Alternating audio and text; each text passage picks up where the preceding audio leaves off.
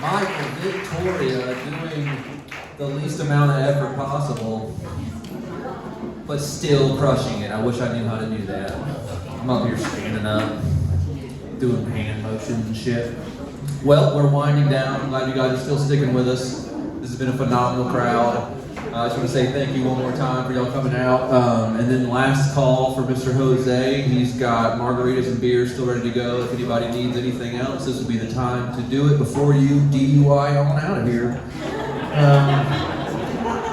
I wanted to also say thanks to my mom and my dad and my brother Jake. They told me to not bring them up. They were like, do not embarrass us. And I was like, I would never do that. So yeah, give it up. They made me. It's amazing. But me and my dad, we like to go to Waffle House, which is real fun. I know it's only Huddle House around here, so Waffle House is basically like the same thing, except there's more meth and more fights in the parking lot.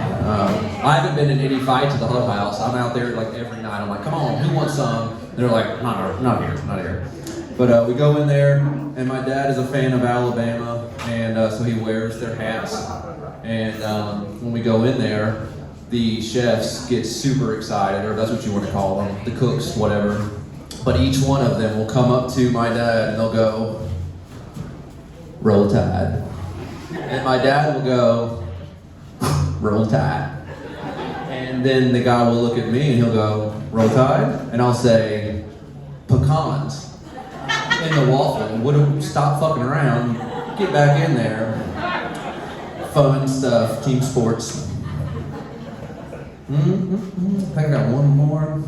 Oh, I like to envision how people get to certain places in their life. There's one guy out there whose main job is to name stuff. He's a zoologist, really cool name. And what he does is, they're like, hey, we found this species of dingoes or whatever. What do you want to call it? And the guy's like, a jalopy. And everybody's like, that's it, it's a jalopy forever.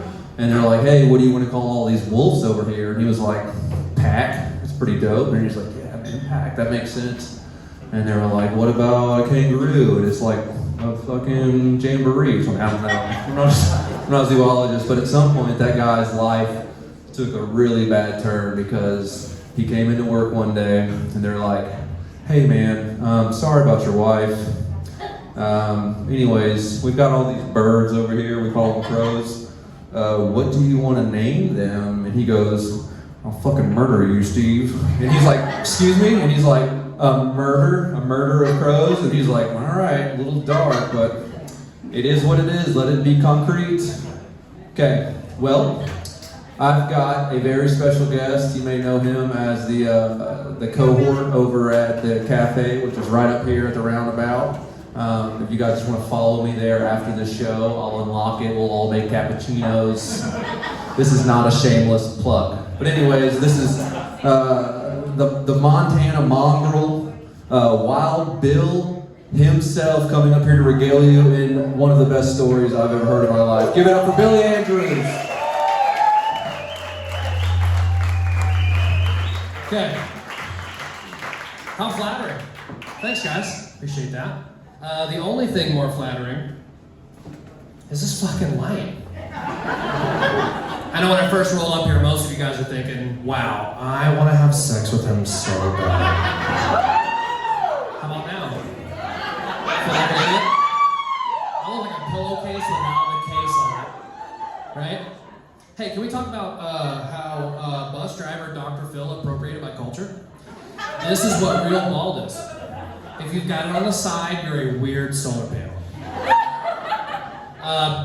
This is my first time ever doing this. So, be as mean to me as you possibly can. I'm a bit of a masochist, so I'm a fan. Okay? I grew up with Zach. He was at the hospital when I was born. He loves to tell you guys that weird story. I have absolutely no idea why. His lovely mother, Sue, and my mother, Nan, are best friends from college. Don't clap for them. Don't clap for them. They were crazy, that's why we're here. Working with Zach has been just an absolute pleasure. I've worked for him before. Working here at the cafe has been wonderful. The only thing better than that has been living with him. He has a beautiful space for me. It's his old office. He was kind enough to take the door off the room before I got there. So I just set my cot up amongst all of his trophies, you know. The walls are really thin, so like in the middle of the night I have to kind of creep through just to not wake him up because I don't want to be an asshole, you know. And there's this little middle hallway thing where he has all of his motocross plaques, which is awesome. It's like the Hall of Fame kind of every night, you know. But it's weird because like, first place is gold, second place is silver, third place is bronze, but I guess like 4th, 5th, 6th, and 12th you get a wooden plaque, which is strange. It's just like more of a hallway of shame, pal, to be honest with you. I was rolling through that bad boy the other night and one of them fell, hit me in the foot, and I figured leave it where it needs to be, in the floor. So I get to step over your achievements every single evening. It's a beautiful thing. I get to embarrass myself up here, and then on Wednesday I'm moving back to Montana for good. Have you guys heard about Missoula, Montana? No, you fucking have not. It's not even a real place. You could not even Google it. Could not even Google it. I have absolutely loved being here. It's a beautiful, beautiful place. Most of you guys know, and if you don't know, you're about to know, I was in the Navy. We'll take this time for you to thank me for my service. I'll wait. Thank you. Now that's not wait. Let's talk about my service. Let's talk about my service really quick. I went to northern Japan, in Misawa, Japan, and was stationed there for 6 months. Okay.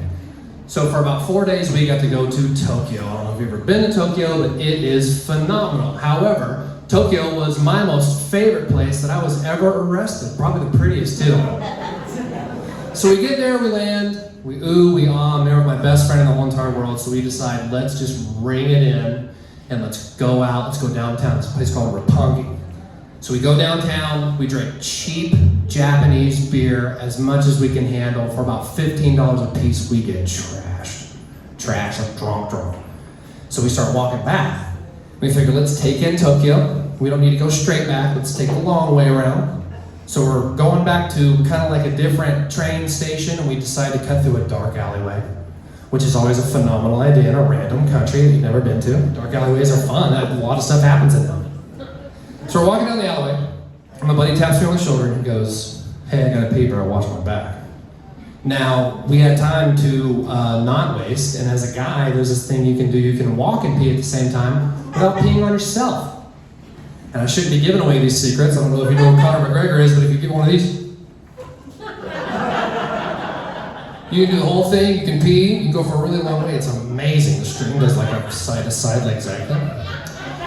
So we're walking, it's dark, super dark, kind of scary. And we hear like, right up behind us, and we're like, turn and look.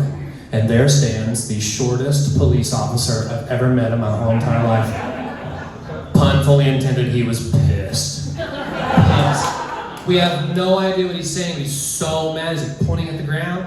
And at this point in time, I don't know if you've been arrested. When there's one cop, you can just kind of deflect and be like, oh yeah, that's crazy, we didn't see that happen, like have a good night. So we start walking and he's like kind of chasing us like this. He's corralling us, I didn't know that. We come around a dumpster and there's 3 more Japanese police officers waiting for us. From where?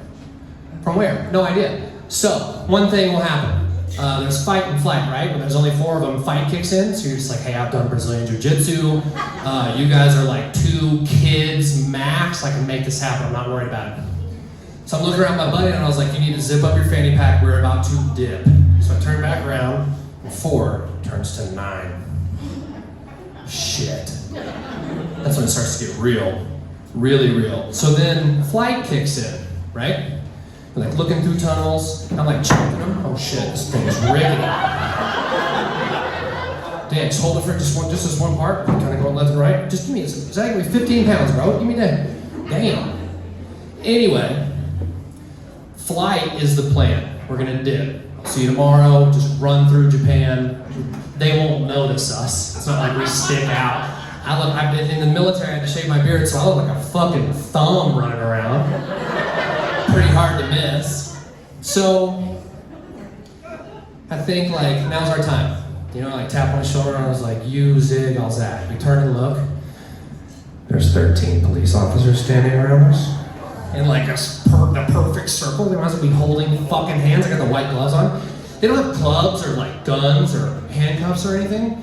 But I don't know if you've ever heard anybody speak in Japanese all at the same time in a circle around you. They are really upset. They're upset. Apparently we're out past curfew, whatever, didn't worry about that. So, the next thing kicks in.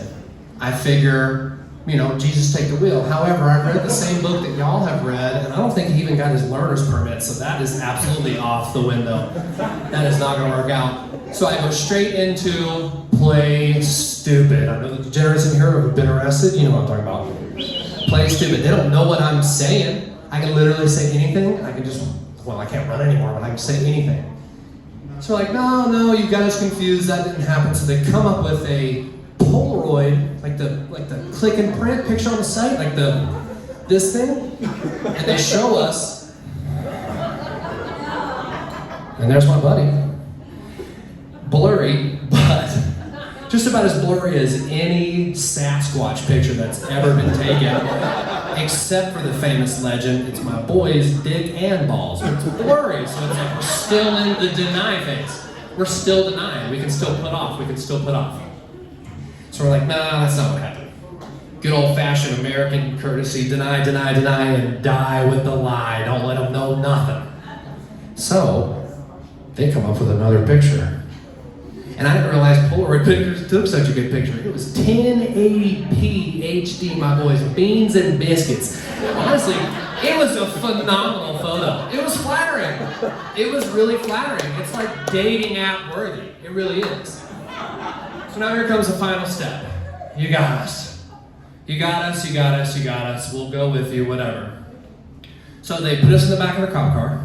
First time I've ever been in a cop car without handcuffs. It's a lot roomier than you think. They'll sit on your fucking hands, So what we forgot was, my buddy Grant brought the party, okay? He brought a handful of Adderall and another handful of muscle relaxers. Ta-da! Now, as an experienced degenerate, I opened my Altoid can to my buddy and said, just put it all in here.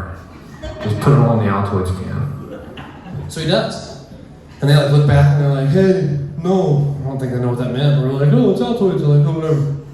So I reach in the can and take out all of the muscle relaxers and Adderall, give it a good shake, slam it back, refreshing. I don't know if you've taken a handful of Adderall and muscle relaxers in a Japanese police car in the middle of one of the most densely populated countries on the planet. It got fucking weird. So weird, so fast. I didn't think it'd kick in so quick. So we get to the police station, we get out, they're super nice, like doing their hand, I'm like, oh shit, I'm dainty as a motherfucker to step out and scrap their hand. So we're walking through the police station and it hits me like a fucking truck. So I'm like, all right, the only thing harder than answering questions is trying to blink both eyes at the same time. And remember every few seconds to take a breath. I need to look as human as possible during this entire experience. And let me tell you, fuck, it was hard.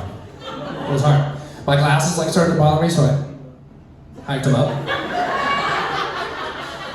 I figured they'll never, they're not gonna know anything. They've never seen me before ever. They have no idea that I'm fucking lit right now. So we're sitting in the interrogation, and for the first time we get a guy that comes in who actually speaks English. My mom's gonna see this, so I can't talk about the part that we talked about, but it was a nightmare. It was like 3 hours of me trying to answer questions, my buddy being like, dude, you're going to get us fucking murdered here. Please be quiet. So they let us go. They let us walk out of the police station. And we're like, got him. Turns out we didn't fucking got him. So that was the first night of our trip. We enjoyed the rest of our vacation. It's phenomenal. If you ever get an opportunity to go to Japan of any kind at all, it's fucking beautiful. It's super clean. They don't have outside trash cans or trash anywhere. It's amazing. It really, especially if you've been in such a cesspool like Atlanta, you would understand how fucking amazing that statement actually is.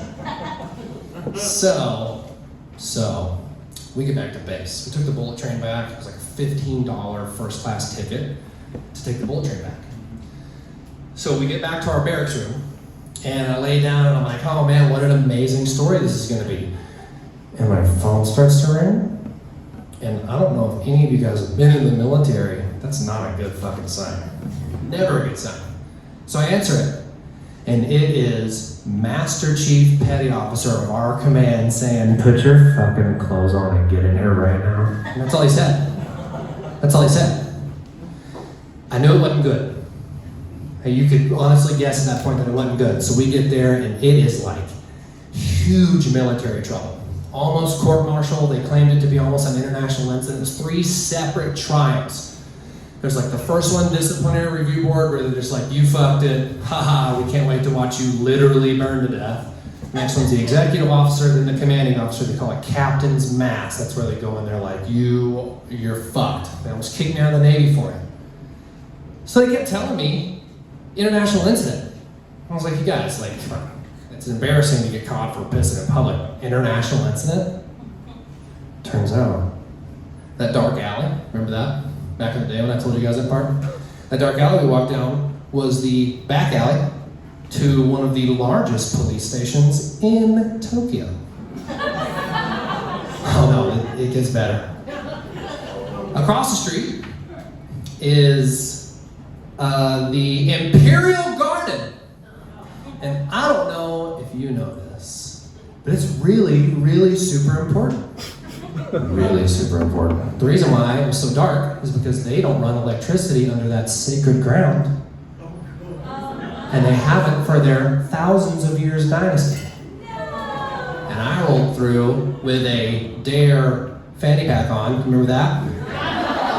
Dare not to do drugs. Full of it. Ta-da. So the last time one of our family members was even in that part of the world was my grandfather, Garnet Andrews.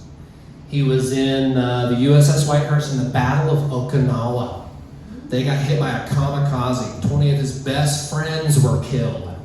He had to bail water in the boiler room all the way back to Hawaii, across the Pacific, which is the bigger one, the biggest body of water. I don't know if you've looked at a globe lately.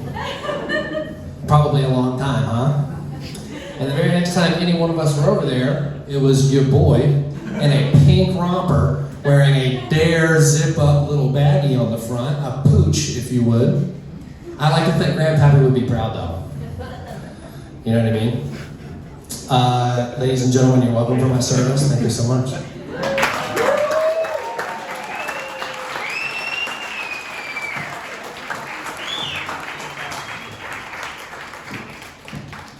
Amazing. Who hasn't done that? Who has not been caught in Japan with a fanny pack full of drugs and trying to fight a dozen officers?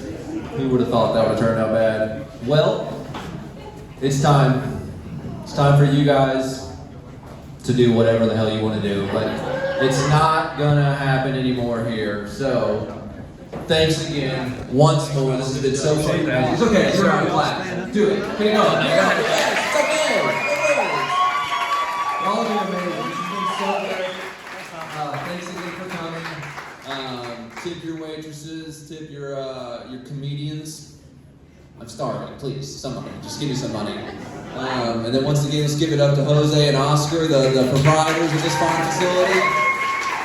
Let's give it up to Joni Lightsey, she's the person running this whole show. And give it up for me, yes, one more time, no? Whatever. Thanks again, y'all have a safe journey home.